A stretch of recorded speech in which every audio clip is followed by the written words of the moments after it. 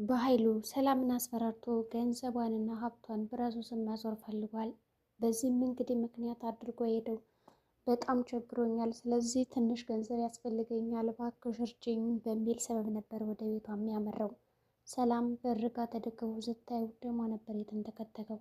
ምን አይነት እፍረተ ቢስ ብትሆን ነው አይንን በጨው አጥበህ ከዚህ ድረስ የመጣው ከማለትም ደርሳ አንቺ እኮ ትንሽ ስለዚህ ሲቸግረኝ ከማን ይሄዳለሁ ከአንቺ ውጭ እና እባክሽ ቸግሮኛል በማለት ነገሮችን ዙሪያ ጥምጥም ሲሄድ በግልጽም ነግሯት ነበረ። ሰላም ግን በጭራሽ አንተና 74 ሳንቲም እንኳን ላቀምስ አልፈልግም እንኳን ይህን ያክል ብር በማለት ውጣሌ ብላ ከበር ላይ ብታስወጣውም እሱ ግን በጭራሽ ሊሄድላት አልቻለም። በሌላ በኩል አሁን ላይ ገኒ ዳግምና ብሌን ቀለበት እንዲያስሩና እንዲሁም ደግሞ ከዚህ በፊት ባሏ ቀለበት ሰጥቷት የነበረውን ለመጨረሻና ለመጀመሪያ ጊዜ ሰጥቷት የነበረውን ትልቅ ስጦታ ብላ በህይወቷ ትልቅ ዋጋ ለምትሰጠው ሰው እንዲሁም ለሁለት ልጆቿ እንዲያስርላት ቀለበቱን ሰጥተዋለች። በዚህም መካከል ዳጊ በደስታ ፈገግ ብሎ ተንበርክኮ ቀለበቱን እያሰረላት በነበረበት ቅጽበት ቃል መታ ሁሉንም ነገር ደፍረስረሰት አድርገዋለች።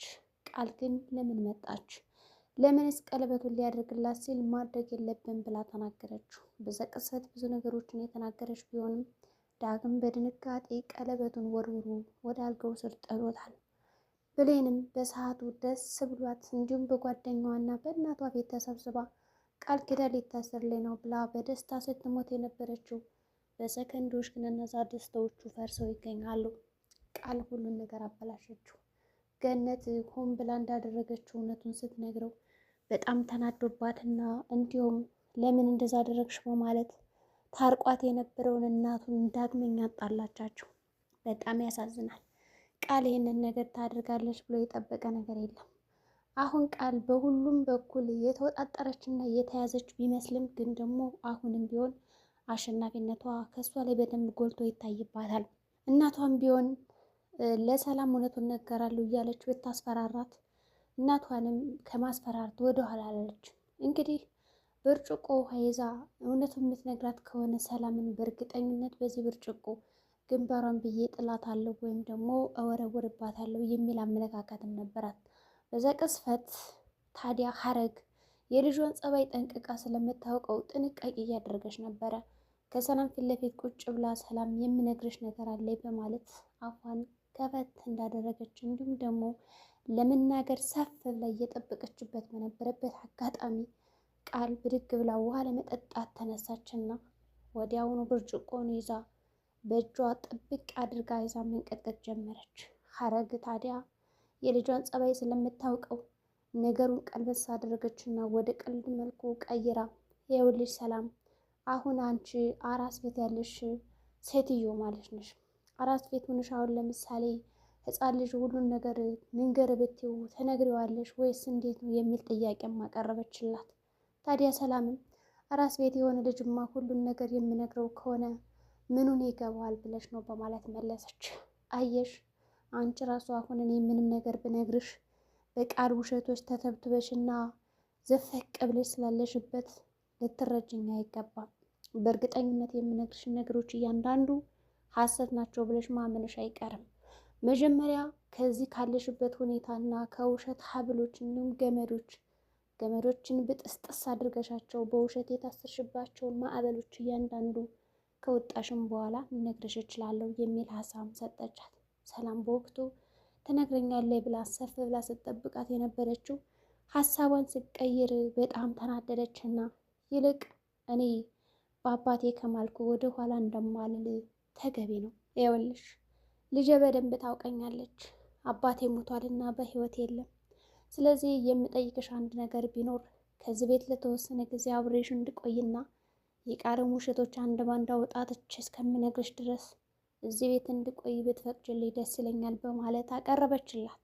ሰላም ቤትሽ ቤቴ ነው በማለት ነበር ወዲያውኑ ሳታቅማማና ጥያቄም ሳታበዛ የተቀበለቻት። ታዲያ በዚህ መካከል ቃል በውስጧ ምን አለ ባትፈቅጅላት ይችን አረመኔና ጨካኝ የሆነ ሴትዮ ከቤት አምጥተሽ አሁን በሁለታችሁ መካከል እኔ ሱኢል ልገባ ነው አይደል የሚል ንግግሮችን ስትናገርም ነበረ።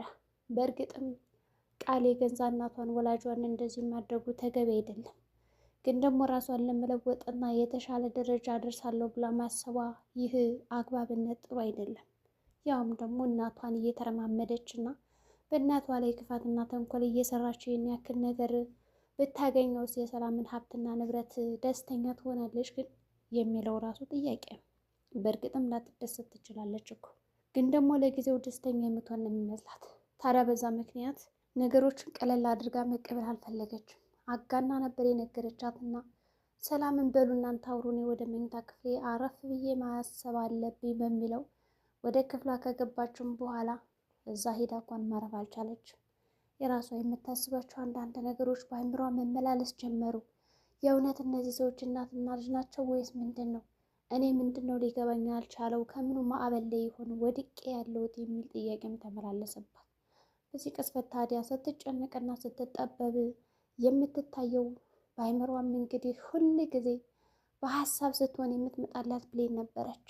ብሌን የት ናት በማለት ደውላ ስትጠይቅ እሷ ከገነት ቤት እንደሄደችና ዳግምን ወደ ቤት ይዘው እንደመጣች ነገረቻት። በዚህም መካከል ሌላው የአቤልና የዳግም ጓደኝነት ነው። ጓደኝነታችን እስከምናረጅ ድረስ አብረን ጠንክረን ማሳለፍ አለብን፣ የመጣውን ነገር መጋፈጥ አለብን በሚል ቃል ኪዳን ታስረዋል። ሶስታቸውም ጓደኛሞች ሆነው እንግዲህ ነገሩን ቀለል አድርገው ለማስኬድ እና ለማኖርም ሞክረው አስበው ያውቃሉ። ግን ደግሞ ነገሮቹ እስከሚስተካከሉ ድረስ አሁን ላይ የምነግርህ አንዳችም ነገር የለኝም በማለት ቃል ከገቡም በኋላ ብዙ ነገሮችን ካስተናገዱም በኋላ ነገሮችን በቀላሉ ለመፍታት እንዲሁም ደግሞ ወደ ቤት እንድመለስና ስለ እናት ያለውን ዋጋ በጥልቅ አስረድቶታል አቤል። አቤል የጓደኝነትና የእናትነት ጥግ ምን ያክል እንደሆነ ጠንቅቆ ስለሚያውቅ ለዳግም እያንዳንዱ ሲያብራራለትም ነበረ። በዛ ምክንያት ካብራራለትም በኋላ እሺ ችግር የለውም በማለት ጉዳዩን ቀለል አድርጎ አናግሮታል። ከዛም በተጨማሪ ያሳሚ የሚባለውንም አብሬ ለመጋፈጥ ዝግጁ ነኝ በማለት ነገሮችን ቀለል አድርጎ በመናገርና ሁለታቸውም አንድ ጓደኛሞች ሆነው ዘለቄታቸውን እንደሚያሳኩ ተናግረዋል። ታዲያ በዚህ መካከል እየሮጠች ብሌን ትመጣና መንገድ ላይ አግኝታቸው ሰላም ትላቸዋለች በደስታ። በተለይ ደግሞ ዳግምን ከሆስፒታል ወጥቶና ደህና ሆኖ ስላየችው ይበልጥ ተደስታም ነበር። ከደስታ ላይ ደስታም ነው የተጨመረላት። ሳሚንም አናግረው ስለነበረ የመለሰላት ምላሽ አልነበረም። ከተመለሰችም በኋላ ዳግምም ደስ አለው። ሁለት በሚወዳቸው ጓደኞቹ መካከል ተከቦ ሲያዩ ደስታው እጥፍ ጨመረ። እጥፍ ከጨመረም ደስታው ወደ ቤት መሄድ አለብን ተባብለው መንገዱን ቀይስ አድርገው ሸውደው ወደ እናቱ ቤት ለማምጣት ሞከሩ።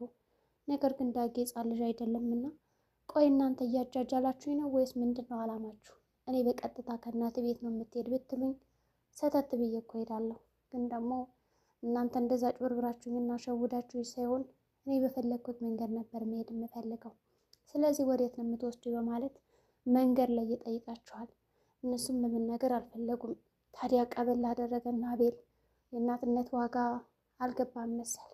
ምን ነው ስታገኛት ዋጋው አረከሰብህ እንዴ የሚለውን ቃል ወርወር ካረገለት በኋላ ዳግም ቆም ብሎ ማሰብ ጀመረና ችግር የለም በቃ ሄዳለሁ በማለት ተስማማ። ሶስታቸውም ተስማምተው ወደፊት እየሄዱ እያለ ዳግም ጨበጥ ሲያደርጉት አመመ ብሎ ጮክ ይልባቸዋል። እነሱም የፍቅራቸውን ከገለጹ በኋላ በዚህ አይነት ነገር ይቀለዳል እንዴ ብለው ሁለቶችም ተመሳሳይ ንግግር ከተናገሩም በኋላ አኩርፈውት ይድት ይላሉ። ነገር ግን እነሱም እያሾፉና እየቀለዱበት ነበር። ምክንያቱም እጅ በእጅ እየተበቀሉ ስለነበረ ፈገግ በማለት ና በል እንመለስ፣ ምንም የሚያስከፋን ነገር የለም በማለት ፈገግ ብለው ሁለታቸውም ተያይዘው ገቡ። ከተያያዙ በኋላ ገነት ልጇ በጣም ናፍቋት ሰፍ ብላ እየጠበቀችው ነው። የልጅ ምትክ የለኝ ካላንተ ማን አለኝ እያለች እንግዲህ ተደራቢ ልብስ እንኳን ይዞ ሳይወጣ እንደው በአንድ ልብስ ነው የወጣው እያለች በጣም ስታለቅስ ነበር። ከገባም በኋላ ሰፍሰፍ ብላ አገኘቻት። ተገናኙ፣ ተሳሳሙ፣ ከዛም ታረቁ። ይቅርታ አድርግልኝ ተባባሉ። ይቅርታቸውን ተቀበሉና ሰብሰብ ብለው ምግብ መብላት ጀመሩ። ታዲያ በማዕዱ መሃል ገነት ብድግ አለችና ቀለበት መፈለግ ጀመረች። ዳግም ጠረጠረ። በእርግጠኝነት እናቴ አሁንም አልተቀበለችንም፣ አውቃ ነው፣ አውቄው ነበር፣ መመለስ አልነበረብኝም ከዚህ ቤት በማለት ነገሮችን ማሽጎድጎድ ጀመረ። ብሌን ተረጋጋ እስኪ በማለት ለማረጋጋት ሞከረች። ግን ገነት ምንም መጥፎ ነገር ያሰበችው ነገር አልነበረም። በእርግጥም ደስ የሚል ነገር ነው ያሰበችለት። ወዲያውኑ ቀለበቱ ይኸውልህ ስትለው በደስታ ታጀበ። ሰላምም እያለቀሰች ትገኛለች።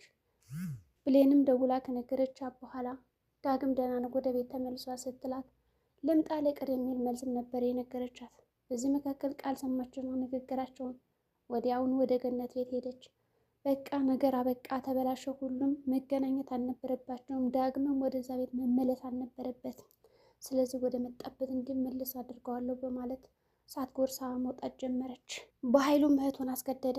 እዚህ ቤት የማታስገቢኝ ከሆነና ገንዘብ ማሰጪኝ ከሆነ ያች አልማዝ የምትባለው እንደገደልሽ ለፖሊስ እናገራለሁ በማለት ያስፈራራታል።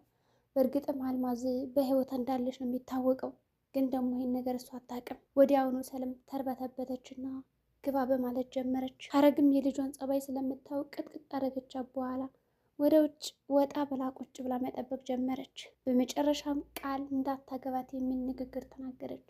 ዳግም ይህን ቀለበት ያደርገዋል ወይስ ደግሞ ምን ሊፈጠር ይችላል? የቃል ዘሎ ጥልቅ ማለት ምን የሚሉት ነገር ነው? የዛሬ ቪዲዮአችን ይህን ይመስላል። በቀጣይ ቪዲዮ እስከምንገናኝ መልካም ጊዜ ይሆንላችሁ።